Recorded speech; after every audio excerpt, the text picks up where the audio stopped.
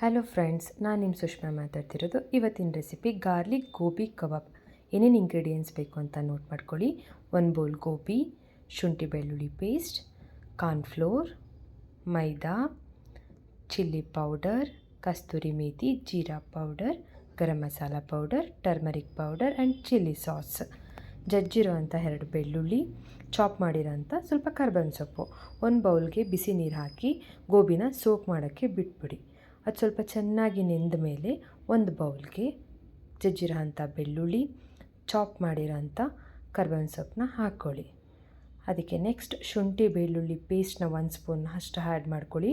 2 table spoon ಅಷ್ಟು ಕಾರ್ನ್ಫ್ಲೋರ್ನ ಹಾಕ್ಕೊಳ್ಳಿ. Next 2 table spoon ಆಗೋಷ್ಟು ಮೈದಾನ ಆ್ಯಡ್ ಮಾಡ್ಕೊಳ್ಳಿ. ನೆಕ್ಸ್ಟ್ ಇದಕ್ಕೆ 1/2 ಟೇಬಲ್ ಸ್ಪೂನ್ ಚಿಲ್ಲಿ ಪೌಡರ್ನ ಆ್ಯಡ್ ಮಾಡ್ಕೊಳ್ಳಿ. Next 1/4 tablespoon turmeric powder, 1/4 tablespoon jeera powder, 1/2 tablespoon garam masala powder. So ಇಷ್ಟನ್ನು ಹಾಕಾದ್ಮೇಲೆ ನೆಕ್ಸ್ಟ್ ಇದಕ್ಕೆ ಕಸೂರಿ ಮೇಥಿನ ಆ್ಯಡ್ ಮಾಡ್ಕೊಳ್ಳಿ. ಇಷ್ಟೆಲ್ಲ ಹಾಕಾದ್ಮೇಲೆ ಟೇಸ್ಟಿಗೆ ಅಂಥೇಳಿ ಸಾಲ್ಟ್ನ ಹಾಕ್ಕೋಬೇಕು. ನೆಕ್ಸ್ಟು 1/4 ಟೇಬಲ್ ಸ್ಪೂನಷ್ಟು ಚಿಲ್ಲಿ ಸಾಸ್, 1/4 ಟೇಬಲ್ ಸ್ಪೂನಷ್ಟು ಸೋಯಾ ಸಾಸ್. ನೆಕ್ಸ್ಟು ನೆಂದಿರೋ ಅಂಥ ಗೋಬಿನ ಬೌಲ್ ಒಳಗಡೆ ಹಾಕೋತಾ ಇದ್ದೀನಿ. ಸೊ ಇಷ್ಟೆಲ್ಲ ಹಾಕಿದ್ಮೇಲೆ ನೀಟಾಗಿ ಅದನ್ನು ಮಿಕ್ಸ್ ಮಾಡ್ಕೊಳ್ಳಿ.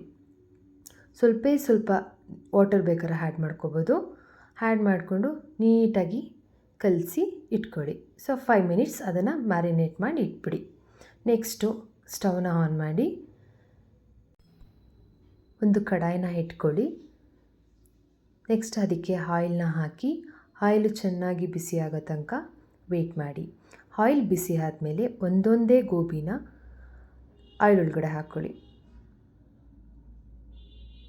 ಸೊ ಆಯಿಲ್ ಕೂಡ ತುಂಬ ಬಾಯ್ಲ್ ಮಾಡ್ಕೋಬೇಡಿ, ಮೀಡಿಯಮ್ ಫ್ಲೇಮಲ್ಲಿ ಇಟ್ಟು ಒಂದೊಂದೇ ಗೋಬಿನ ಹಾಕಿ ಡೀಪ್ ಫ್ರೈ ಮಾಡ್ಕೊಳ್ಳಿ. ಆವಾಗ ತುಂಬ ಗರಿ ಗರಿಯಾಗಿ ಬರುತ್ತೆ. ಸೊ ಈವ್ನಿಂಗ್ ಸ್ನ್ಯಾಕ್ಸ್ ಟೈಮ್ಗೆ ಮಕ್ಕಳು ತಿನ್ನೋಕ್ಕೆ ಮನೇಲೇ ಮಾಡಿಕೊಡ್ಬೋದು, ಹೊರಗಡೆಯಿಂದ ತರಿಸ್ಕೊಡೋ ನೆಸೆಸಿಟಿ ಇರಲ್ಲ. ನೋಡಿ, ಈ ಥರ ಡೀಪ್ ಫ್ರೈ ಆಗಬೇಕು.